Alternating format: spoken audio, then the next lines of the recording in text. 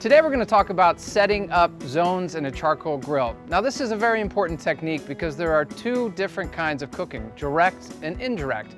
Now if you're cooking direct, you might be cooking something like chicken where you just want to cook it right over the charcoals. If you're cooking something like pork, indirect is perfect because you'll have it cooking for several hours, not directly on the heat.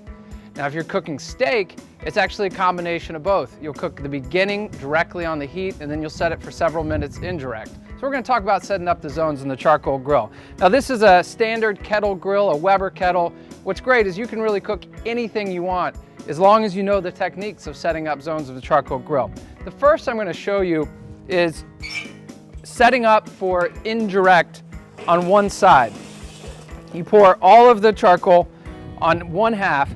This is perfect for when you're cooking something like a pork butt. You would just set the pork butt on this side, and it also works really well when you're cooking steaks because you can cook the steak directly over the charcoal for the first 10 minutes and about 5 minutes indirect on this side of things. One other thing that's really good to know, another form of indirect technique is if you didn't want them all on one side, you could actually take the individual charcoals and put them what is called the split method on both sides, which would allow an indirect zone directly in the middle of your charcoal grill. So there are two different ways to do indirect.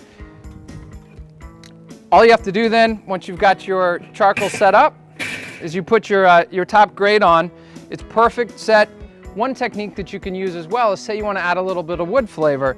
A lot of grills actually have side vents where you can put the wood chunks right in, get that good wood flavor in what you're cooking. So that's it. It's an important technique if you want to cook great barbecue.